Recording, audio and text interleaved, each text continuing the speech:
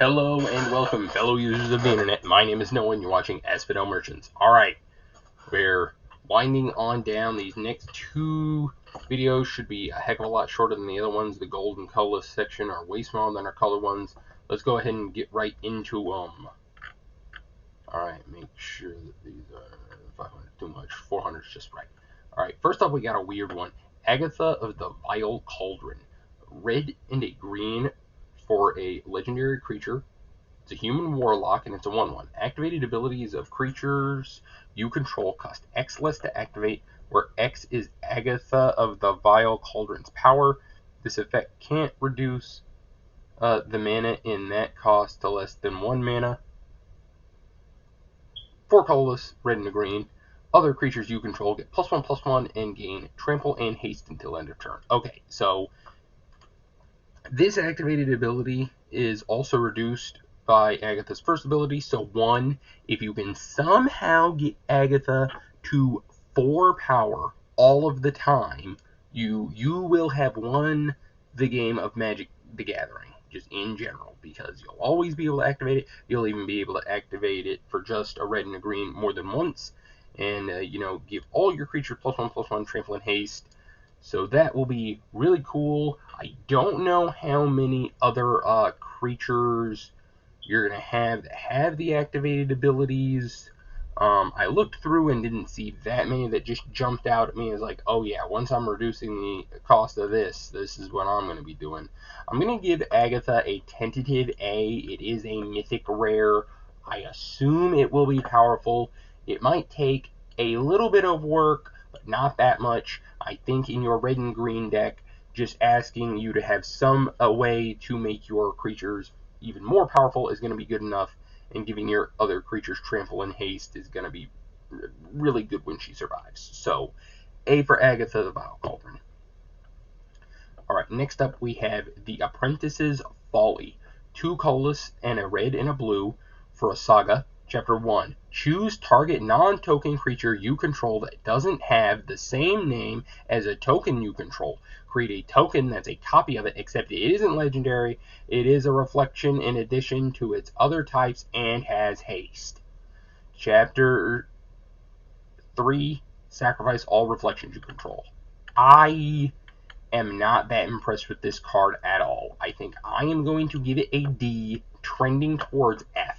Because the thing is it's red and blue, and the whole shtick about red and blue is that it wants you to have a lot of instant sorceries in it. So it's weird that the red-blue rare is an enchantment that wants to copy your creatures. And I don't even know how many of the creatures you can make tokens of in that deck in particular that are going to want to be made copies of. And then it just kills them all itself on Chapter 3. Like, that's probably the most disappointing part. Because your opponent also, once you choose a target, your opponent can just kill that creature and then you get nothing. And especially since you have to have 2 different creatures with 2 different names, since they can't share a name. You can't make a copy of the same creature twice. I'm not super impressed with this card at all. It's a D. Do keep in mind that after you make your second token, you have 3 pieces of material to bargain with. I don't know if that's going to be that relevant. D right now for Apprentice's Folly. I'll have to lose to it a couple times before I change my mind.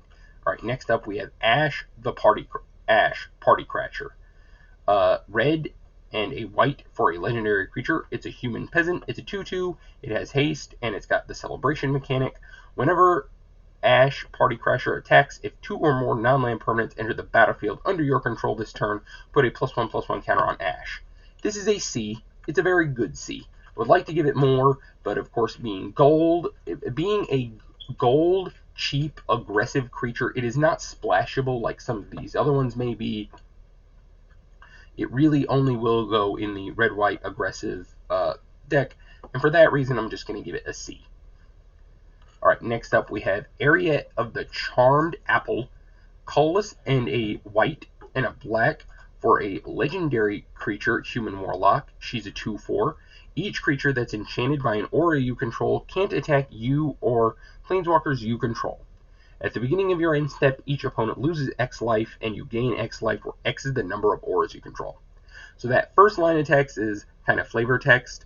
The only auras you're really going to feasibly play are things like Cooped Up and the other auras that already stop them from attacking. I think that maybe this is talking about the Cursed Roll tokens. Perhaps this is going to be the deck that really, this is going to be the card that really wants you to make the Cursed Roll tokens, but funny enough, it's the blue cards that actually make the most of those. So this card, first line's a little weird. However, the second line about the whole each opponent loses X game where X is the number of auras you control, amazing. You just make all the rolls you can make find all the cooped ups and all the curse roll tokens you can make, and you're gonna be killing your opponent pretty quick with this, I think. It's a must kill on site.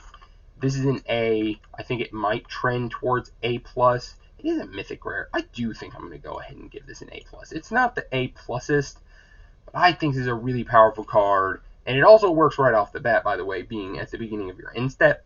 So if you have like if you can somehow like already have 3 auras on the battlefield already, slam this, and then you lightning helix your opponent, 2, 4, and a lightning helix, are pretty good.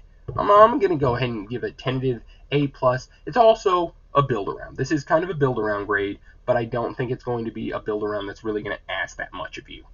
A+ for area. Next up, we have Fawn's Bane Troll. 2 colorless, a black and a green for a creature. It's a troll. When it's a 4/4, when it enters the battlefield, create a monster roll token attached to it. It has 1 colorless. Sacrifice an aura attached to Fawn's Bane Troll. Fawn's Bane Troll fights target creature you don't control.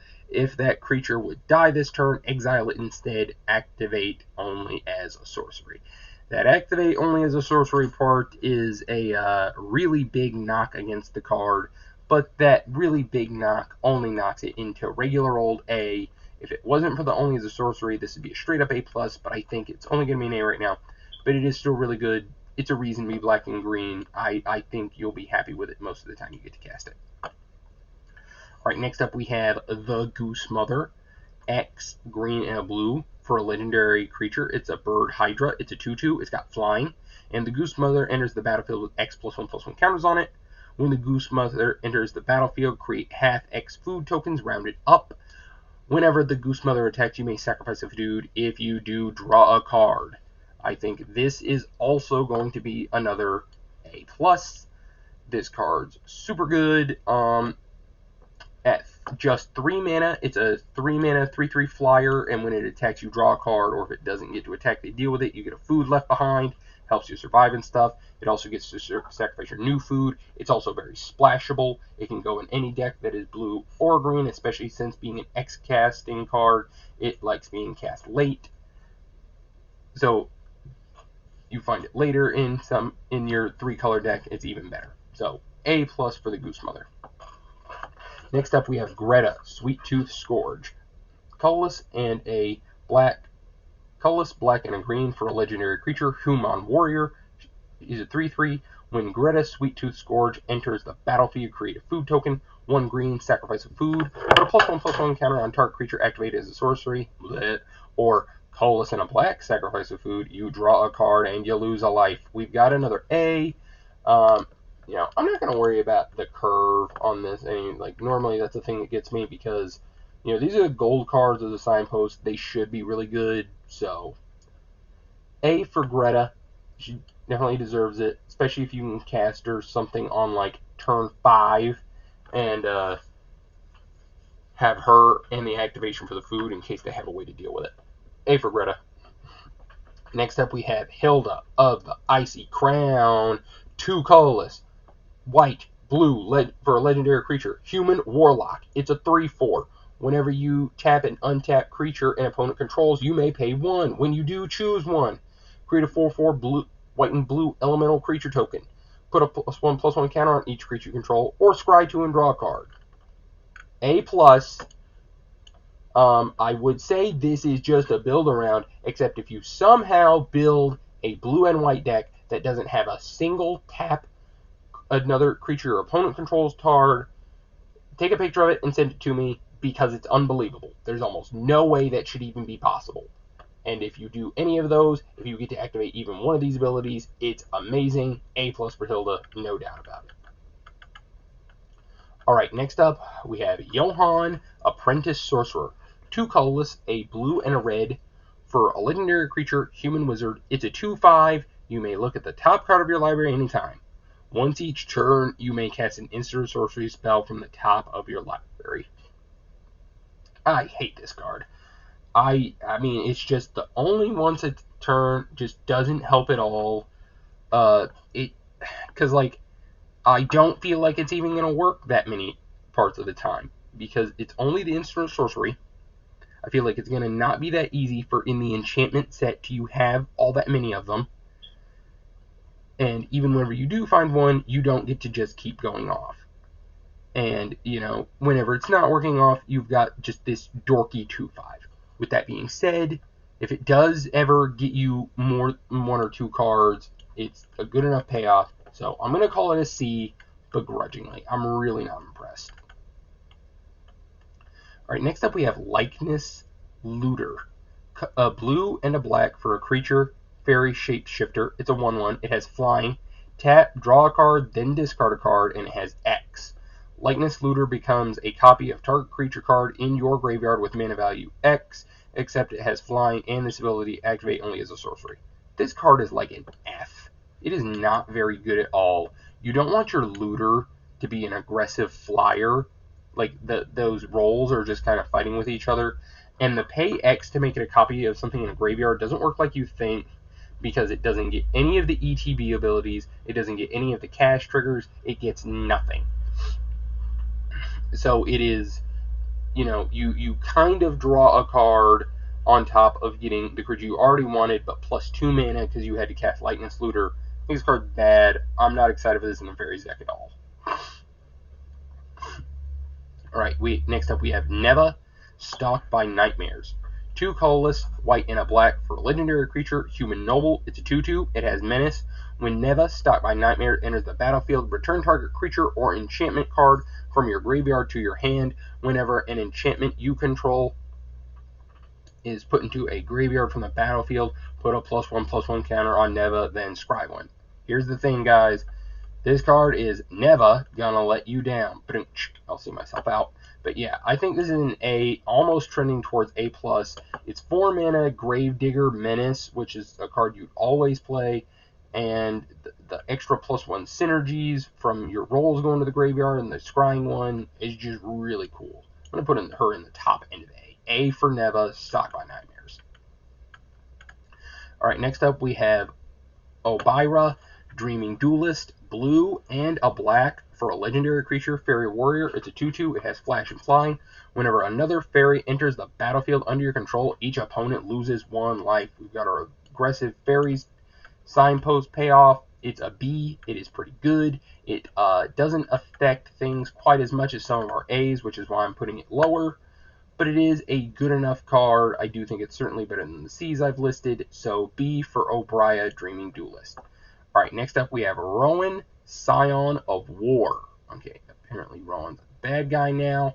Colorless and a black for a legendary creature, human wizard. It's a 4/2 with menace. And tap, spells you cast this turn that are black and or red cost X less this to cast, where X is the amount of life you lost this turn, activate only as a sorcery. Here is the sad truth, folks. This could be really good, but I looked into it. In red and in black, there is 1 spell that causes you to lose life, and it's the 3 mana instant, draw 2 cards, lose 2 life. So, you know, like, after you do that, you spend 3 mana to get 2 mana off your next spell, and you have to tap your 4/2 menace, which looks like an aggressively static creature to me. I am only going to grade this as a 3 mana 4/2 menace, and that gets a C. It is the top of C, but oh, also it's a red and black card that doesn't do anything with rats, so it's not good. It's red and black and it doesn't say rats on it. It's not good. It's a C for Rowan. You know, prove me wrong if you don't think so, but just like the support isn't there. Doesn't work. Alright, next up we have Ruby, Daring Tracker. Red and a green for a legendary creature, human scout. It's got haste. Whenever Ruby, Daring Tracker, attacks while you control a creature of power 4 or greater, Ruby gets +2/+2 until end of turn. And she has tap, add red or a green. Remember, she's got haste, so the tap, add red or a green part does work the turn you play her, and she's a 1-2 to start out with. I don't remember if I said that or not. She's a B. I don't think she's a reason to be in red or green, but you'll never cut her from your red or green deck. B for Ruby. Alright, next up we have Shri of Numbing Depths. 2 colorless, a white and a blue for a legendary creature, Merfolk Wizard. It's a 2/3. When Shri of Numbing Depths enters the battlefield, tap target creature and opponent controls. Put a stun counter on it. Already pretty good. But wait, there's more. Whenever you tap one or more untapped creatures your opponent's control, draw a card. This ability triggers only once each turn. I am really tempted to give this card an A+. It is splashable. It is an enabler and a payoff. It's 4 mana, stun your opponent's best creature, and draw a card. If you can ever do it twice, it is just an embarrassment of riches. I love this card. I think it's very good. Like, I've got to give it an A+. I really do think that blue-white is probably going to be in the forerunner for best archetype in the set early on. Only perhaps displaceable by rats, but also not really. Okay, next up we have Sir Armont the Redeemer. 3 colorless, a green and a white legendary creature, human knight. It's a 4/4. When Sir Armont the Redeemer enters the battlefield, create a monster roll token attached to another target creature you control. Enchanted creatures you control get +1/+1. So this card's probably an A2. I want to put it in B just because I think it's only really a stats monster, but the monster roll token might be the best one since it gives trample, and this gives another +2 to that creature, so you are really beating down when this gets to work. However, it did say on another, so all on her own, she's just a 5 mana 4/4. I'm going to put her in the bottom of A, and I could probably talk myself into putting her back into the top of B, but we'll see. Alright, next up we have Talion, the Kindly Lord. 2 colorless, blue and a black for a legendary creature, Fairy Noble. It's got flying. As Talion, the Kindly Lord, enters the battlefield, choose a number between 1 and 10. Whenever an opponent casts a spell with mana value, power, or toughness equal to the chosen number, that player loses 2 life and you draw a card. I'm going to give this card probably an A. There is a reason why they made it a Mythic, that's for sure. I'm not going to give it an A+, just because I've never seen something like this, really, so I have no idea how good it could be. With that being said, you also do get to know about the cards your opponent has on an adventure, so you'll always have a good number to guess at. So A for Talion the Kindly Lord. Alright, next up, we've got Totentas Swarm, colorless, red, and a black for a legendary creature, human Warlock Bard. Seems a little redundant to me, but whatever. It's a 2/3. Whenever Totentas Swarm or another non-token creature you control dies, create a 1/1 black rat creature token with this creature can't block. It also has colorless and a black. Target attacking rat you control gains death touch until end of turn. Am I going to put this in C? No, I'm still going to put it in B. It does actually say rats on it, so it's actually one of the best cards in the format. Not really, that's still my own personal joke. I want the rat stuff to work out a lot. But I'm going to still put it in B. No, maybe this is only a C. No, because another creature, you're always going to be aggressive, and there are non-token rats. So you can give your non-token rats death touch and kind of suicide them in to make more of the black rats. And the fact that your rats that can't block always now have a free roll, and you get your choice to kill their best creature that could block them. They might just take it, but the whole point of the rat deck is that it just gnaws away at their life total. I'll put him in B right now. We'll see if I am to change my mind. Alright, next up we have Trion, Gutsy Explorer, colorless and a green. Colorless, green, and a blue for a legendary creature, Vidalcan Scout. It's a 1/3. It has tap, add a green and a blue, spend this mana only to cast spells with mana value 5 or greater or spells with X in their mana cost. It also has blue, tap, draw a card, then discard a card. I like this flavor text too. The streets of Ravnica were stifling. Eldraine is an endless adventure paved in gold. So this character is from Ravnica, but it lives on Eldraine now, thanks to the World Tree crap. Alright, and this card's a B. It's super good. Whenever you run out of 5 mana value spells to ramp into, you've got the looting ability to help you keep finding more stuff to gas into. Like this card a lot. B for Trion. Alright, next up we have a Will, Scion of Peace, colorless, and a white and a blue. For a legendary creature, human wizard, it's a 2/4. It has vigilance, and it has tap. Spells you cast this turn that are white and or blue cost X less to cast, where X is the amount of life you gain this turn, activate only as a sorcery. Okay, I've got a lot to say about this card, so follow me. The best way to enable this, I thought, would be lifelink. The problem, however, is that in white, there are only 2 cards with lifelink, and they both take a little work, because the first one is this stupid frog person that you've got to get the cursed roll token off of to make it a 3/3 again, and the other one's the 4 mana fairy that you have to get celebration to get +1/+1 in lifelink. So those are both 2 cards you kind of got to do some work with to help activate your will card, and so that's a lot. However, we're going to get a little bit of help out from the artifacts, because there are 2 common food artifacts that you can just pay 2 to gain 3 life. So there are 2 mana ritual, which isn't amazing, but could definitely do something. And there are 2 uncommons as well, but they're kind of expensive.